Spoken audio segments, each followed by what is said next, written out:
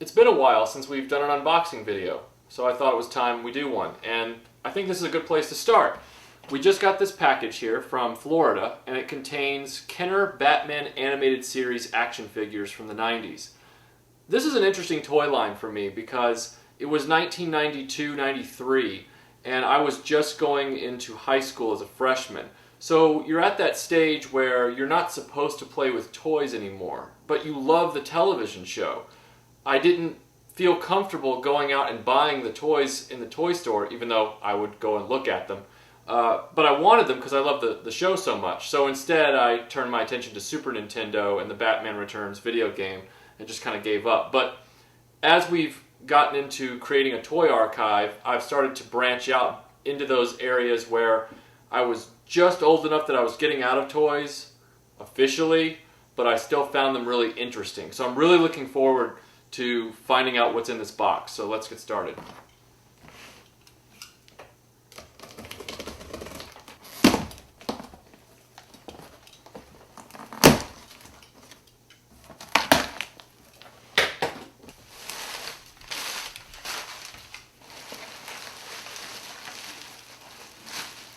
This is very cool.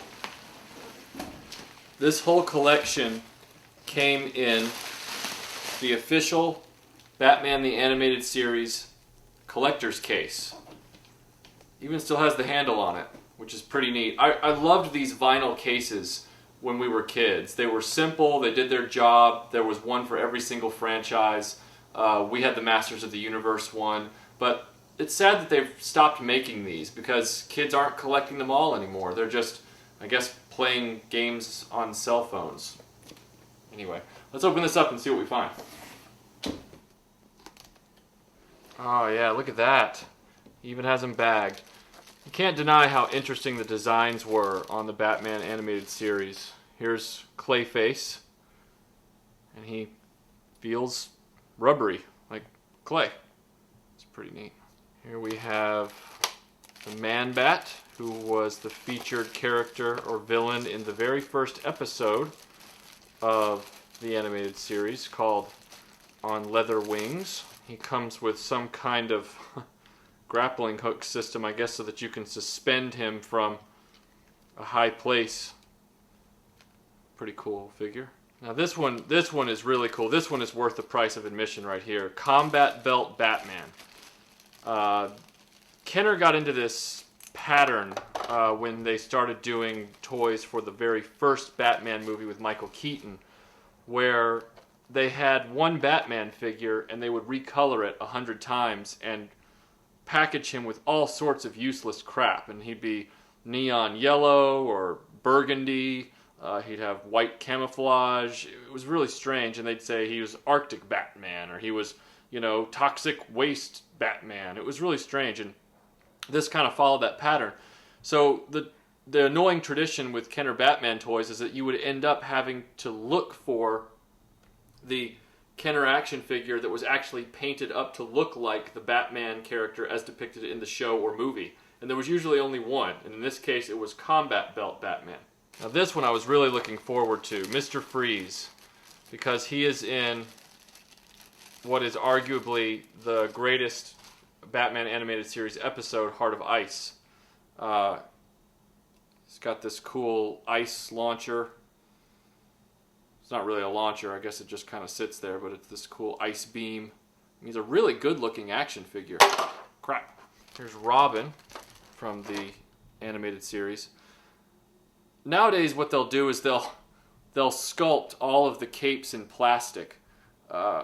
But back when action figures were in their heyday in the 80s, especially with the Superpowers line and a few other lines, they would still make the capes out of fabric. Now some people think that's really chintzy. I really like it because it provides articulation that you wouldn't expect. You can still fit your action figure, say Robin, in the Batmobile and still keep his cape on, whereas if his cape is plastic, you're going to have to remove it to get Robin in a vehicle, or Batman, or Superman, or whoever. The great thing about this is their attention to detail. This cape is actually double sewn. So it has the yellow on the inside, just like it did on the animated series, and then it's black on the outside. That's great quality right there, and it's something that I really miss from toy manufacturers today. He also comes with this crazy hang glider assembly. Again, they were trying to add play value to all of the Batman animated series action figures. Alright, let's see what's in layer 2. Oh, nice. Here's Catwoman. And this character is really neat. Part of her sculpt is based on the Kenner Catwoman from Batman Returns, the Michelle Pfeiffer action figure, but they retooled it a little bit, resculpted it. And she comes with these claws. She has the same whip from the Batman Returns Catwoman, and she also comes with Isis, her pet cat, and Scout, which is pretty neat. This is Scarecrow, the evil master of fear, and he has a light pipe in the top of his hat, so his eyes will glow if you shine a light on top of his head. That's pretty neat. And I guess he has this scything action for his weapon of choice. He also comes with a crow. If this were Johnny Depp, he would be wearing it on his head. Harvey Dent, aka Two-Face. The one disappointing thing about this character, you just always have to pretend no matter what action figure he's in, except for a clunky version from Toy Biz. You really can't flip coins with him. But he does come with this interesting weapon of chance. I guess you spin this dial and it says fire or safe, meaning if it lands on safe, he won't shoot you. If it lands on fire, you're a dead person. This penguin is an interesting footnote in Kenner history, because this was the first time in, well, really in almost a decade, that Kenner had actually changed the mold for the penguin. They designed the penguin in 1984 for the Superpowers line. He looked completely different from this. And then they continued to use that mold even through Batman Returns. They didn't make the penguin character look like Danny DeVito. They just repainted the Superpowers penguin. But when the animated series came out, they actually took the time to make him look like the animated character in the show to match the design and style of the rest of the toy line. And he has the flippered hands, and he comes with a kind of umbrella launcher construct, which I'll have to figure out how that works. Must launch I expect it launches the umbrella off or spins it in some way. Pretty neat. And he has this nice, rich Victorian era coat. Kind of looks like a Dickens character. Here is the Riddler. It was nice to see the Riddler redesigned in the animated series from the Frank Gorshin jumpsuit version that was also thrust upon us in the 1995 debacle Batman Forever. I liked his dapper look with the bowler in this, and he comes with, appropriately, a nice little walking stick.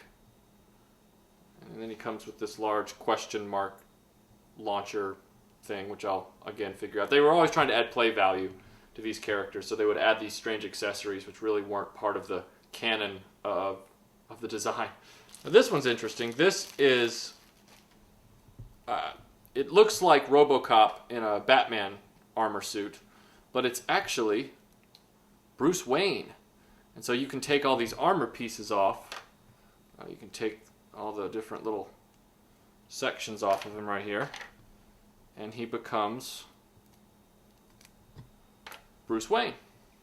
Bruce Wayne in some kind of interesting racing outfit, but Bruce Wayne nonetheless. And finally, last but certainly not least, the Joker. And the Joker comes with this intricate